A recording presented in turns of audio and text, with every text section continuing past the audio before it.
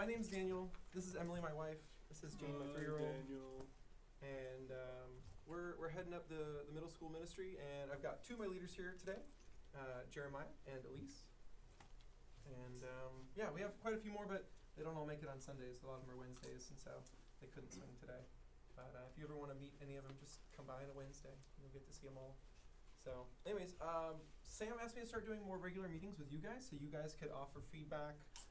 I could give more announcements straight to your face. I know a lot of you guys probably found out last minute this meeting even existed. Yes, maybe?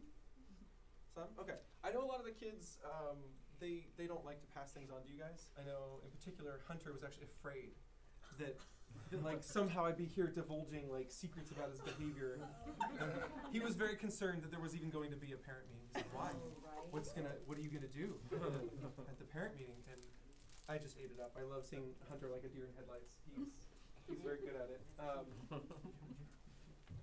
Anyway, so this is all I could think of to talk about, but my big push today is just get feedback from you guys. The fact that you're here means you're the parents that care and have opening in their schedule, and that means maybe you'll have time to fill out a little feedback questionnaire at the end. And when I say little, I mean incredibly long. But that's really a lot of what I want. I want to get feedback from you guys. This is a ministry for your family, for your students. I want to make sure we're doing what they need, and you guys know what that is best. And so if there's any changes that's going to happen in the ministry for the better, it's probably going to start with you guys. Just letting us know what we do well and what we don't, and what you want to see in the future. So this is the meeting agenda as far as I have it. I'm going to try and give like 10 minutes to each slice. And one is just to talk about parent meetings, why are we even having these, what we're going to do with them in the future. One is the upcoming year's events. I've been trying to get a whole annual calendar paced out so you guys have like a bird's eye view of everything that's coming up down the road, and you can plan for that. Things like summer camp and just events we're going to start doing on a regular basis, all that kind of stuff. So if you want to see how it fits into your schedule going forward, you get the chance to do that. And then we're actually looking for some further participation for you guys. We'll get there when we get there, but it's just some ideas that the elders have been tossing around, and they've asked me to look at it, and I liked quite a few of them, and so I'm going to present them to you guys and see what you say, and I'll have to try and just strangle and wrangle other parents and get them involved too, but you guys are here, so I'll hit you up first. And then there are some changes in the ministry. Just some things, again, the elders have asked me like, hey, why don't we do it this way? This seems better, and I'm of the mind to follow their lead on that kind of stuff. And then just Q&A, just anything you guys want to toss out. Feel free to ask a question in the middle. You know, stop me. I can kind of steamroller. So, you know, maybe wave your hand vigorously or something like that. But yeah, just in general, you can toss me any general questions at the end, and then I'll give you guys the feedback link so you can give us some feedback. So the parent meetings are designed so that you guys have a chance to connect with us. I realized I was late today, so it was a terrible concept execution. But I was getting dessert, so that's a worthwhile goal, at least in my mind. You might not all like dessert. But I want to get to know you guys better. I see you once in a great while, and it's a passing remark. Some of you I see for other reasons, and so I get to know you better, just because I see you on a regular basis outside of youth ministry. But I want to know my students' parents. One of the most valuable things in ministry is to get to know what each kid's family life is like. And most of my leaders don't have the chance to meet up with you guys, and so most of my leaders have to do that by just digging into the kids and figuring out what goes on in their head, what goes on at home, what is their family structure, what is their life like. And I'd like the chance to kind of cheat and just get to know you guys, and then that gives me a better window into your kids and what it is they need, what it is they excel at, all that good stuff. And then we're going to start doing these every quarter, so they'll get shorter and shorter. There'll be better and better food as I keep on figuring out what it is you guys like. And yeah, we'll keep up a regular rapport. There'll be quick stop-ins, and you guys can bring up anything that's come up in your side of things, and I'll bring up stuff that's come up in my side of things. And then I didn't know if 1 hour is enough or if it was too much. So by the end of today, when we're all said and done, that is one of my questions. Do you guys have the ability to spare an hour? Is that too much to ask? And then did it really fit after we get done with all this? And then right now we have Jeremiah and Elise. Is it valuable to you guys to see more than, you know, a leadership face? Is it valuable to you guys to see all of my leaders here? If so, I can put the pressure on them to actually be here for these, and that's kind of up to you. I know I want to get to know you guys, and I know I want to talk with you and spend time with you. I just wanted to know if you wanted to spend time with them. I don't actually know that yet. And then does Yes Team Sundays work? That's my current plan. Kind of gives a lot of you a chance to have your kids be somewhere, you know where they are, and they don't have to tag along with you here. So I didn't know if that was good or bad for you guys, if it's just one too many things on the same day, or if it's like the perfect opportunity to drop them off and come get food. Perfect. Okay, so Perfect. that was my hope. I didn't know how that was going to play out. So 1:30 seemed like it was good to me. You get the chance to drop them off. They're all taken care of, and you guys can come grab some grub. So if you have a better idea, something else that would work equally well, we could do things like have leaders down to room 5 playing games with them and have this on a Friday night. There's all kind of options open. So, and then just, is there anything that's not on my agenda you guys want to see brought up quarterly? What is it you would like to know that maybe isn't getting communicated right now? What about youth ministry remains a black box for you? And what could be part of these meetings so you guys are more well fed information wise and you guys actually have some more connection? I don't know what you don't know. Does that make sense? Okay, cool. And then just, I don't know, what do you guys like to eat? Is Mexican good? Yeah. Because I can go out and get food. We can get, my dad's an amazing cook. I don't know if you guys have ever had his food. He could come in and cater for us. There's options on the table. You guys get say-so. This is my bribe, but it's an open bribe. I'm completely transparent. I'm trying to bribe you guys to come back next time. I'm trying to get you guys to mention to other parents that they should have been there because the food was good. And if it's not that, I want it to be that. Like, does that make sense? I really want it to be that good. Parents are coming back at least for the food, and then everything else happens afterwards.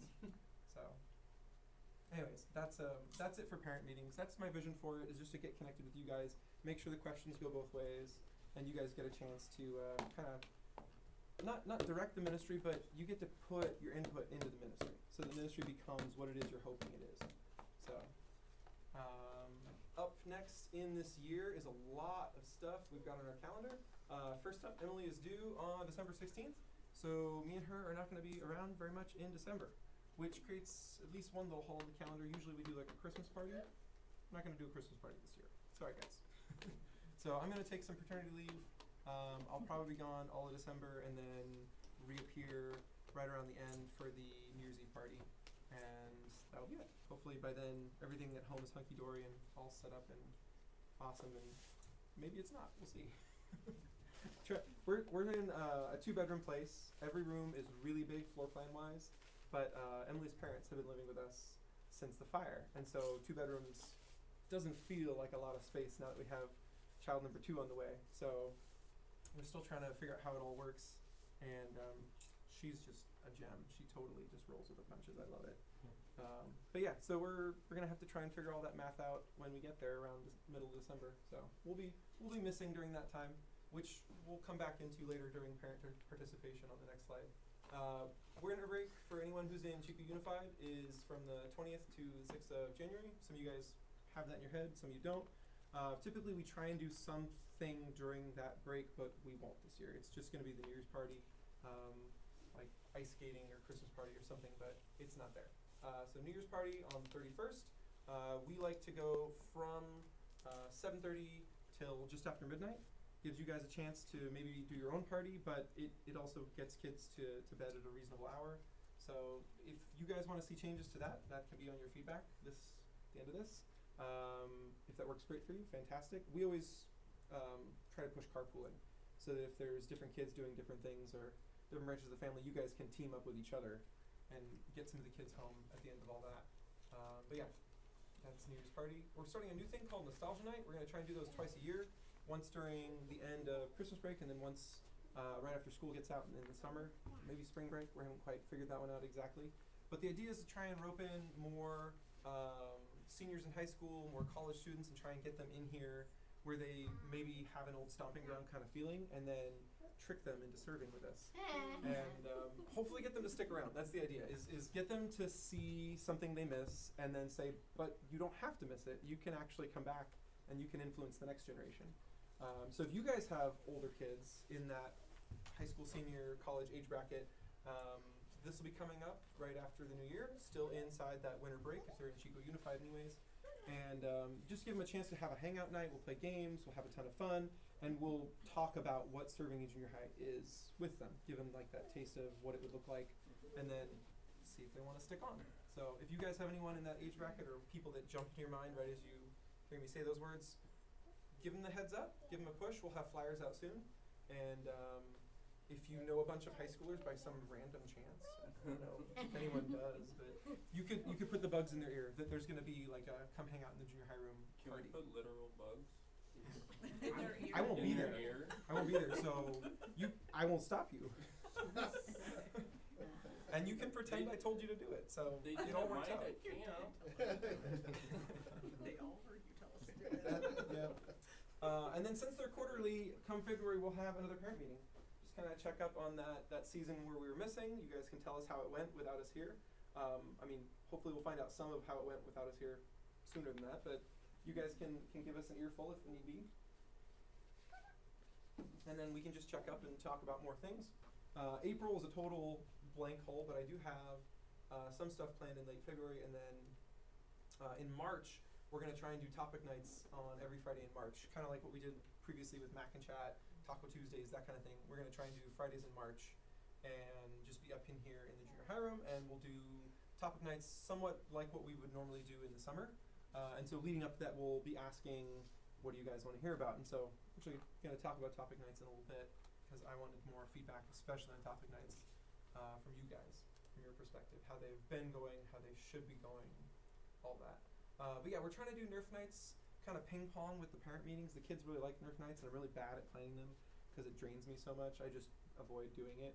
And so we're just putting them on the calendar now. They're quarterly events. There's a girls one, then there's a guys one, then there's a girls one, there's a guys one. That way there's 2 guys ones every year, 2 girls ones every year, and they get a chance to come hang out, shoot some Nerf darts, and I don't have to actually feel like spending all night running around. I do it, and then it's always good. But in the run up, I always feel like I'm gonna get sick if I stay up that much.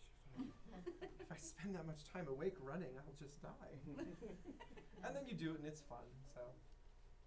But yeah, more parent meetings, and then we'll have our graduation barbecue, and right as summer starts, another nostalgia night right after summer starts. That's the goal anyways. We'll see. It might get bumped to spring break. We'll have to wait and see. And then high school summer camp dates, as far as I know, they're set for July, early July, 3rd through 6th, in case you guys have any high schoolers. And then junior high camp will immediately follow, and I apologize, we tried to work this out better than last year. That is not how it worked out. It is exactly the same as last year. There is a day of overlap, so their travel day is our travel day. It is not my preference, but that is how it shook out. We don't have full control over our dates. High school rents a place, we go with a big group, and like I get 2 things to choose from, and this year it was either overlap by 1 day with high school or completely overlap every day with family camp. So I chose 1 day with high school. So that's how it goes. And then church camp is 12th through the 16th. And I actually have all this printed out for you guys if you don't want to type crazy fast, if you don't have your calendar with you. Elise, in the kitchen underneath the paper towel dispenser is a stack of half sheets and quarter sheets. You can just grab those and bring them over. That way you guys have a quick reference. You can fill out your calendar later, or just make that your calendar and stick it on the wall. Another parent meeting, and then a boys' Nerf night, and that's kind of it for now. We'll see what happens after that. Summer is a little bit up in the air in terms of what we're going to do special on Wednesday nights. I like to do something different on Wednesday nights. I think Children's Ministry has a good thing going where they do a school year curriculum and then a summer curriculum, and they ping pong back and forth. I like that. It makes it feel a little fresher. But there's some changes coming up, and so it might not be topic nights this year. In fact, it doesn't look like it will be. But we are looking for more participation from you guys, especially in this December season. And so not specifically you, because I don't know what your availability is, and your kid that's in my age group might be your youngest, it might be your oldest, and that changes things a lot. So what availability you have, I just need to know. I just need to find out from you guys. I want to pull on you guys a little bit. What I have a plethora of, and have always had a plethora of, is young leaders. They are willing, they are available, and they are awesome at what they do. And I have always had a deficit of very mature leaders. Every once in a while I get some brave adult who just says, sure, I'll try youth ministries. And I don't know what they're thinking, but they do it. It's because they're very mature. That doesn't fit. Okay, yeah, well, you can try and convince me of that one later. But usually when I get them, I cherish them, and I think they're the most amazing thing in the world, and then they burn out and And so I don't get to keep mature leaders for very long. They don't last. And the reason is because they see more, they think more, they care more, they do more than my younger leaders. And I need a lot of young leaders because I need a lot of bodies and I need a lot of faces and ears for my kids to talk to. And I also need people who can call shots. I need people who can see something going wrong and go, why would I put up with that? That's horribly wrong. Of course I have to stop that. And young leaders are not always there yet. We make them that way, but it takes time. And so we're looking for some mature influences in the room. So beginning immediately, we're looking for parental presence at regular services.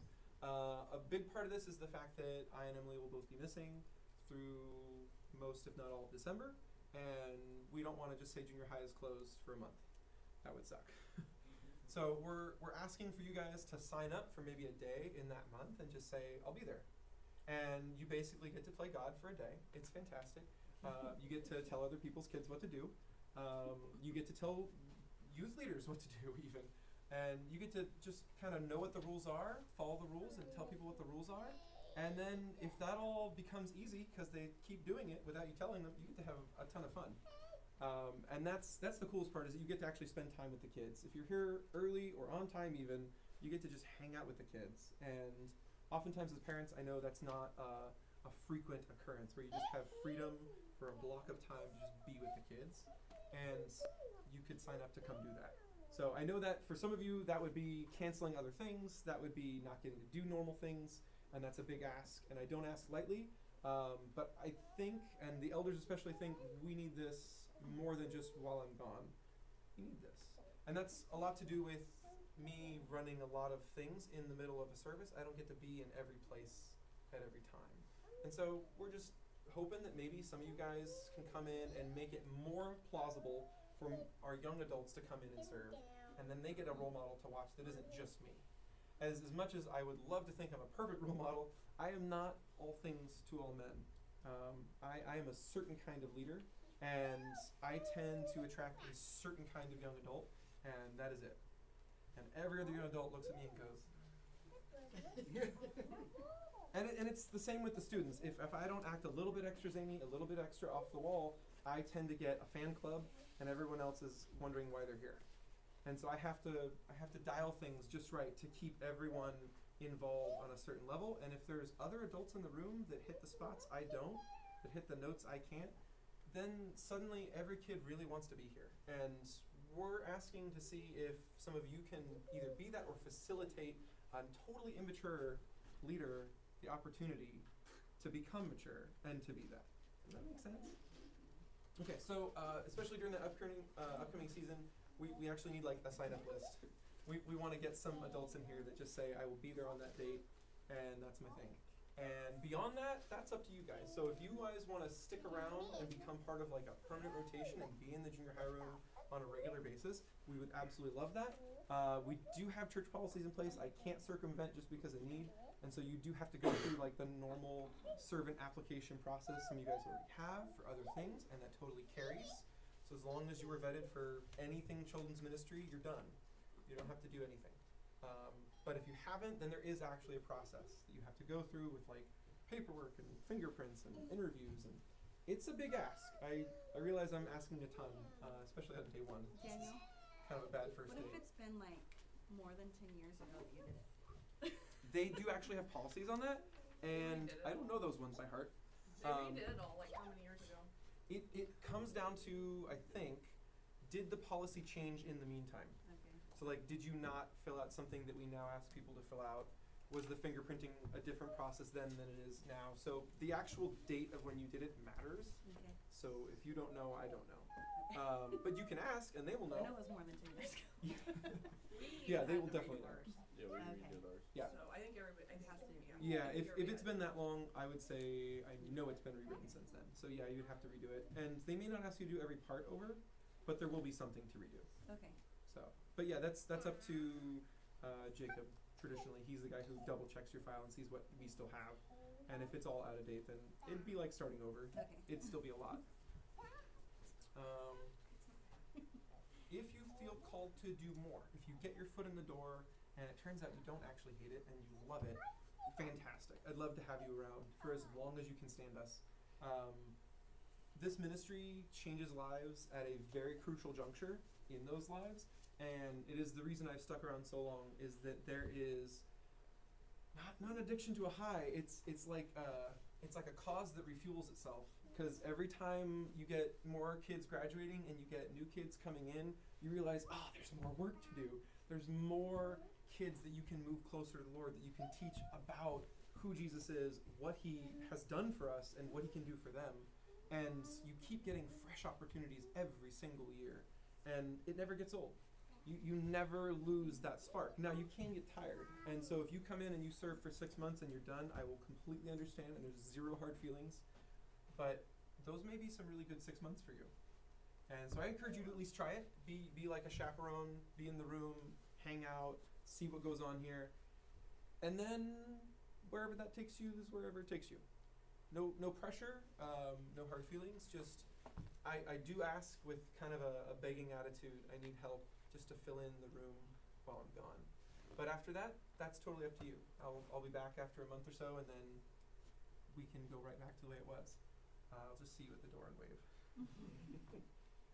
So that's it. We're looking for participation. And then changes. We got some changes coming up. So some of these are big, some of these are small, but I just thought you guys should be the first to know. Some of them affect your students directly, and some of them are just like how the ministry is going to feel is going to be a little different. One of them is more parent involvement. Obviously the parent meetings, asking you guys to actually be in service with us. Those are pretty big changes in and of themselves. Beyond that though, we're going to start adding more policies and training onto our leaders. So giving them more instruction outside of the actual service time. It's not something that's ever been my strong suit.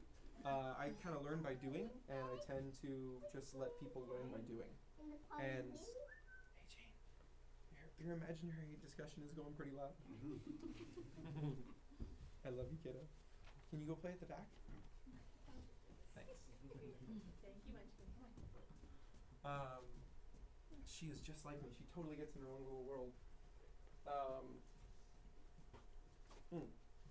So we're going to start setting aside some time to discuss policies with the leaders and train outside of service. I tend to do a lot more on your feet, in the thick of it style training. I see them not do something right, and I just tell them right then and there. And that's kind of it. We have leaders meetings, but they're usually planning meetings. They're not training meetings. So we're going to try and introduce that a little bit more. And if you would like to jump in and chaperone or become a leader, but you feel like you wouldn't know how to do it, there you go. We're actually going to have times, places where you could come and receive training on what does it actually mean to be a youth leader. Because you all know how to be parents. There are differences. It is not the same thing. And then topic nights. This is a big shift for me, but I was asked by the church leadership to move away from topic nights being at a weekly service, to make it so that if anyone stumbled in on any random weekly service, they would find a Bible study. Tried and true, that's it, Bible study. So topic nights were not classified as something bad, don't ever do topic nights, just not at a weekly service. Make it something you sign up for, make it something you attend special to the side. So we're experimenting. We're seeing what works best for that. Is it something you do once in a while? Is it something we do, like high school has Friday nights? Do we start a third service that is some other time? So we're not sure yet, but for now we're going to try it out in March, where we just do topic nights on Fridays in that month. See how it goes. We'll get less nights, so we'll have to be pickier and choosier about topics. Which brings me back to you guys. How have topic nights been from your perspective looking in? Give me the good, give me the bad, give me whatever you've seen. When you take your kid home from a topic night, yeah. Well, I'd just say it's been good for us because it's sparked conversations with our kids. And Cool. so we look at them and see what they're going to talk about, and then have conversations ahead of time and after. So That's my been hope. excellent. And I think the topics have been very, very good, very age appropriate, and something that needs to occur. Okay, cool. Right on. Well, that's my hope, is that we keep doing them. We don't let up on how often they get done, even if it's not like every Wednesday in summer.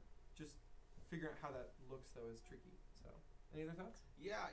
Topic night, when that showed up last year, my wife said, my boy, one of the, like, you got to go to this, or I got to go to this. That I think They my were boy, picking and choosing. Yeah, but no, it was really important. Like, I think Johnny said, I got to learn about this. I Okay. want to go. And then another one, Mama said, okay, Johnny, you really have to go to this, and they really got a lot out of it. Although I didn't end up being on the talking side of whatever happened, but I remember how exciting it was. Yes, this is where some of the topics were really important for a middle schooler to get a non-parent idea of what's Right going on. on. Any other feedback? Thank you. Really helped. I think for both my boys, because Alex was here during the meeting, they both gained a lot from it, and there was a lot of affirmation of things I'd already talked to them about. Nice. So it was kind of nice that somebody else was giving them that same, biblical perspective. So it was good for Right both on. of them. Yeah, I think they both gained a lot from them. I like them. Cool. Yeah. Alrighty. Any other feedback? Don't be afraid to give me negative feedback. I thrive on feedback. If you're holding something back from me, please. I would just also add that I hope you guys continue to do them. Okay. So even if it's adding a third or some other like you're Sure. trying to do, they are good. Yeah, I would second that. Obviously we all love Bible study. One of the downsides is that you don't get to certain topics in the 2 years that you have the kids, and now all of a sudden they're moving on, they've never heard about, sex before marriage or dating or whatever, Yeah. whatever the topics you go over. And so you can go 2 years and not touch those if you're in a certain portion of scripture. And, Yeah. I think that's where the idea for it came from for me, was Yeah. like that conviction when I realized I was going to go at least 3 years before I ever hit on this. Yeah. And the first one was such a weird one. It wasn't any of the dating or marriage ones. It was cavemen. That was the Yes, instigator for yeah, all of this. Mm. Was some, I don't even know, random passage in like John or something. And I don't even think it was logical, like the opening where it talks about he was in the beginning. It was just something in John, someone asked about cavemen, and we got off on a tangent. And they wanted to keep going, and I had to stop. Like, time was coming down. We haven't finished barely anything. And I thought, we should just set aside time. They were learning about it in school. Right, which is why they thought about it. I meant, Yeah. I don't know if it had anything to do with anything. Mm-hmm. But yeah, they were learning about it in school, and they wanted to ask about it. And so we just set aside time, and then cavemen went into the next one, and went into the next. And then we just started asking them, well, what the heck do you guys want to learn about? And so they kind of made that list for us. What are the big ones? And then, dating, marriage, and sex, those ones have always been big on my heart just because there's so little affirmation for you guys. If you guys put any biblical, face forward on that, it's countered by every other outlet. Mm-hmm. It's countered by everywhere they can look for that advice. Even their friends counter it. And so just to give them somewhere else's perspective that isn't only parental, and then to back it up, to say, and here's why, and here's why, and here's why. And then it became a really good place for conversation because so many leaders have been through so many different things. You get into a room full of adults and young adults, and they've all had different experiences. And so when a kid asks a question, it doesn't always have to be because biblical principle, XYZ. It can also be, well, I tried that, and here's what happened. And you can't always do that with like evolution or cavemen or all those other topics that are fun and they have something to do with the Bible. Like dating is one of those ones where suddenly the stories about the consequences are easy to find. They're not difficult to find. So we've always had fun with it. I don't want to see them go, but yeah, I don't know where they're gonna go, to be honest. So, anyways, that's a big change for us, and I'm sure it'll be for the kids when they figure it out when we announce it. I don't know. I know it was a bit of a shock to the leaders who know, but I get the premise. The premise is not just the kids that are regulars, but the new kid too, when their first night is XYZ. And this is a literal instance. This last year during the end of summer, we got to the topic on homosexuality. And we talk a bit about gender identity too in that topic. And there was a girl who was coming. It was her first night. It was a very rare circumstance where like the girl's guardian had like called the church in advance and like tried to set up a chance to talk with me before they came. Most people just show up and they just try it out and see how it goes. So I was gone on vacation. They waited 2 weeks while I was gone to come to church. The week they come back is homosexuality. So her first night was going to be homosexuality. 2 different people in her family are homosexual. Her grandma is a priest in a Christian denomination that just says there's no rules on this. This is all okay. And so like this all congealed into that was her first night. and there was so much room for error. There is so much room. You don't have to want to step on toes. You can just step on toes. and so it was really interesting. And the idea is, what should that first night be? Rather than making special preparations and trying to figure out how to do this and da-da-da-da. And the truth is, I didn't really change the talk. I didn't pull any punches. I did it exactly how I planned to do it, and I don't mean to step on toes, and I talked to her afterwards, and I didn't. And that was fantastic, but I got a special call from that guardian in advance telling me about the situation. I got the chance to know to check up with them afterwards, and that was all like divine intervention. There is no way that happens every single time. And so rather than put forward a bunch of broken glass and say, come on in, the door's open, the idea is to lay out a banquet and just have it be an open Bible study that's what people are expecting when they come. And then if they want to go into the tough stuff, if they want to go into something that might be a bit more harrowing, then they can. It'll be there for them. Yeah, Jeremiah. I think one of the things that is really useful about topic nights, just from my perspective, is that it's one of those kind of rare opportunities that you get a chance to talk about something and argue for a biblical perspective using sources that are not exclusively the Bible, and like bringing in like evidence that the kids agree and like even the world will agree is true. Because I think a lot of kids have that question of, why should I trust this when it says it's correct? Yeah.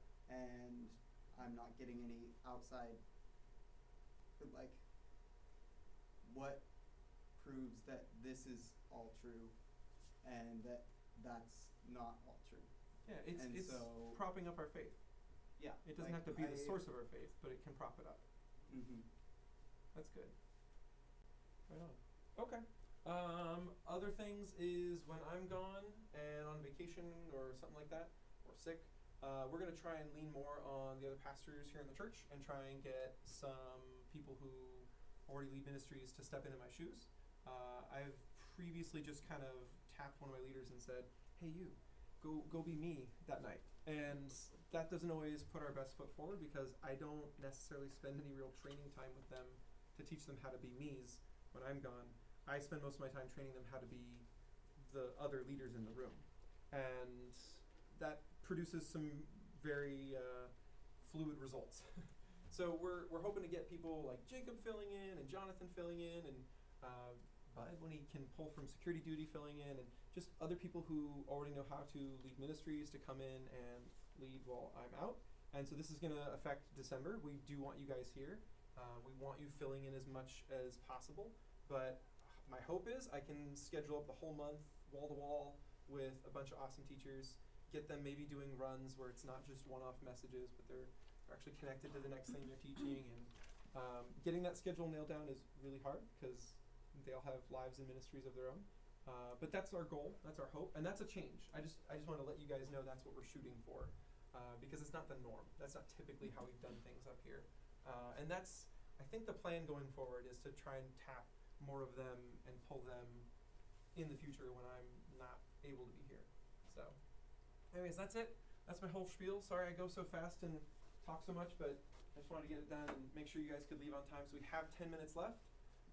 If you guys have questions, ask your questions. If you have comments, give me comments. If you want to just silently do that, you can go to that link up at the top there, and there's a form that says, hey, I could actually be there on this night, and also, hey, about summer camp, I wanted to, and there's just a spot where you can tell us about any little thing. And so it's just middle school feedback. That's how you remember it. CCChico.com/MSF. And it is not case sensitive. You can type it however you want. So that's that. Besides that, hit me with anything you got right now, and we can maybe munch more food, and that'll be the day.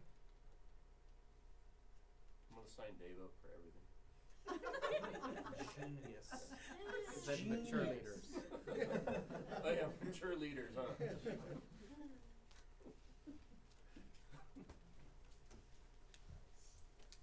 Any other thoughts, questions? So we can like choose a day or a night, like I come on Wednesday nights and Yeah. Sundays? Okay, I'll you have a I'll come piece on of Wednesday paper that- nights then. Okay, yeah, if you write at this link, you can put it in there so that way I've got it all written down and I don't forget who said which Okay. one.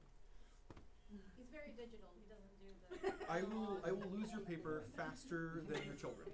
That is the reality. True, that happens. If you do this, it is pre-filed for me and I can just go pull it up afterwards. It's very convenient Can For I me. make for can I everyone. make a quick comment? Yeah, please. So, working with high school ministries and just, backing on Daniel's comment of having parent involvement is awesome.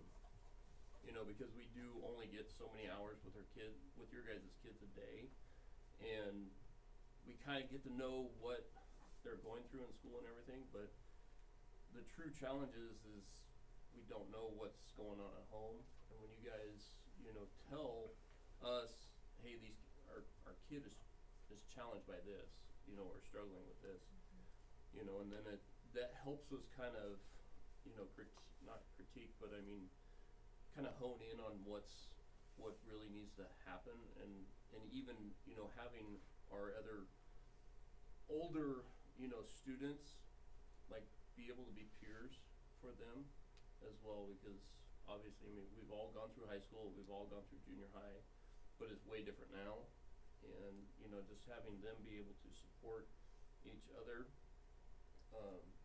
in an environment that's a safe place, not necessarily just a safe space, but a safe place for them to come and feel and, be able to talk about anything. So, parent involvement is key in church ministry as far as for junior high and high school, so. Yeah, we could spend years trying to figure out tiny little things that you guys could summarize in 5 minutes.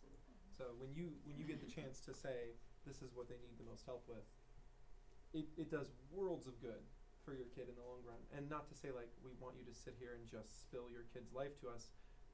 I feel like that can be a betrayal of trust, but like for you to prop them up in that way, to just say here's where they need encouragement and here's where I'm seeing something, do you see something?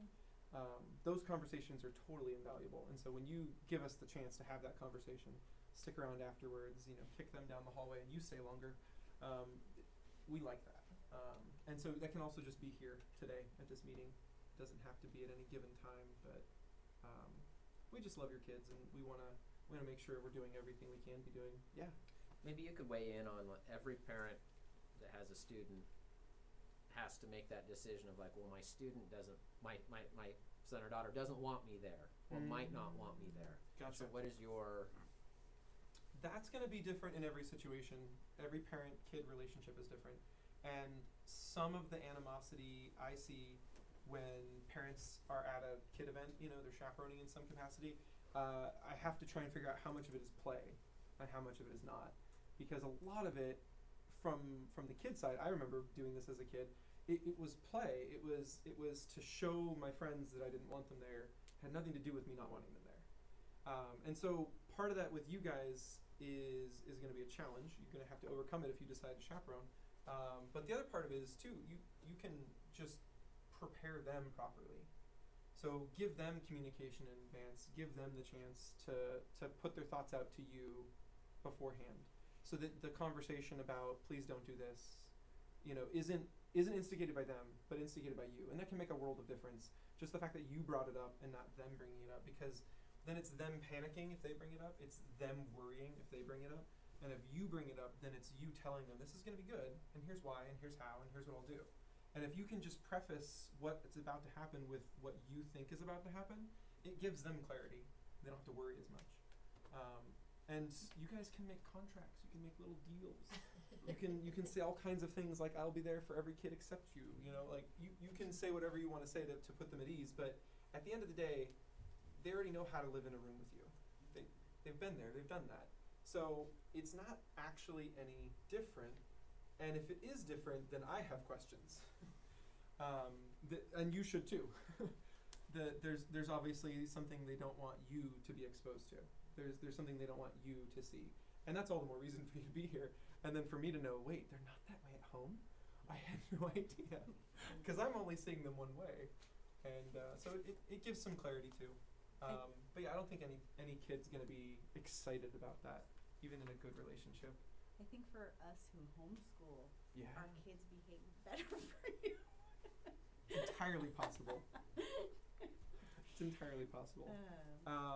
Yeah, I JR. think they do change JR's a their gem. uniform. He is an absolute gem. He is looking to help the people around him constantly. He cannot take an insult. Like, some kids are just mean, and he can't take an insult. He literally just thinks no less of them and would still like to be their friend afterwards. It's mind-boggling. I love him. Yeah. And then because of that it's quality, probably because of me and like my character, my dad's character. We've always are been you ribbers? You rib constantly? Yeah. Okay. That makes sense. Yeah, no, and because of that, he wins people over. That's the beautiful thing, is like, he's not a doormat. He wins them over. They can't stand it for too long. So, yeah, he's amazing. Plus, a lot of his natural friends outside of here are the cool kids this year. So, it works out very well. Anything else? Just out of curiosity, is there a very big community of homeschool kids in junior high? I would say at Calvary, yes, and it ebbs and flows in the age group. But yeah, I didn't do a raise of hands recently, but I would guess, just based on the ones I know are homeschooled, that it's somewhere around, like, approaching a quarter, maybe just a fifth.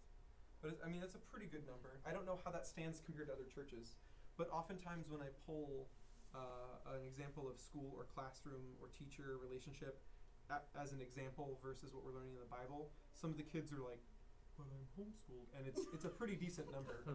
And then I have to, like, adapt the example because now I'm like teacher and parent, and the analogy doesn't work anymore. And and some of them know this, and they like pulling that out at me. Like, well, I never have homework. I'm like, you always have homework. It's all you have. It's always at home. I was a homeschooler too, so I get that stuff. But yeah, it's definitely interesting. I think the vibe here is actually a lot of homeschoolers, just per capita. So, anything else?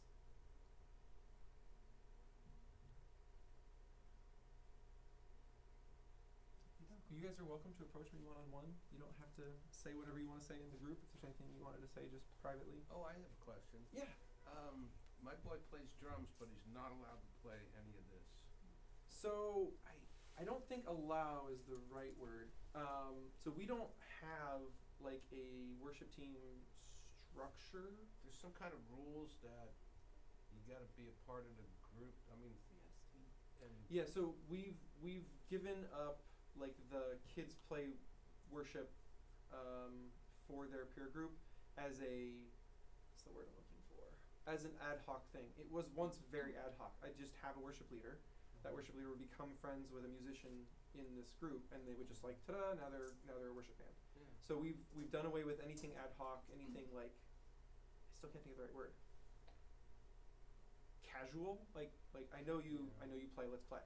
So we do actually have a rule against that. That's just a church policy now. We want kids who are serving to actually go through a structure where there's not just discipline, but there's actually like a formal relationship.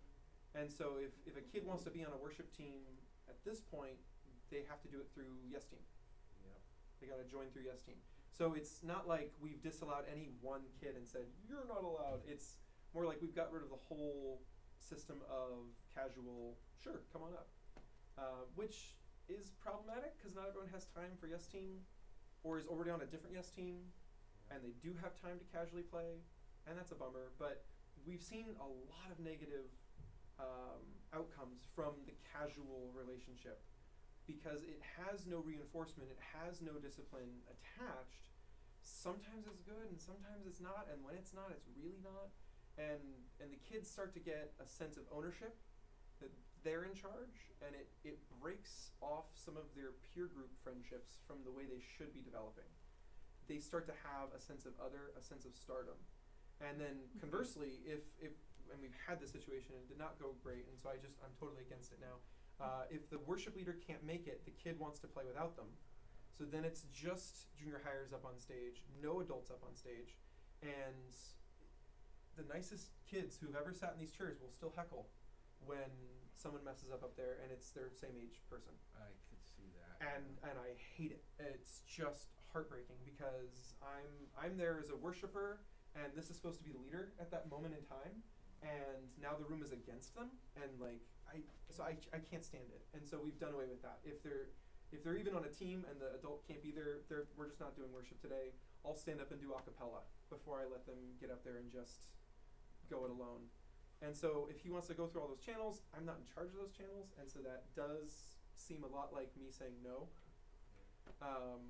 But if anyone wants to go through those channels, they're welcome, and I would cherish having them up here, because I know when it has gone well, it's been an amazing friendship between musicians, with the adult worship leaders and the junior high worship leaders.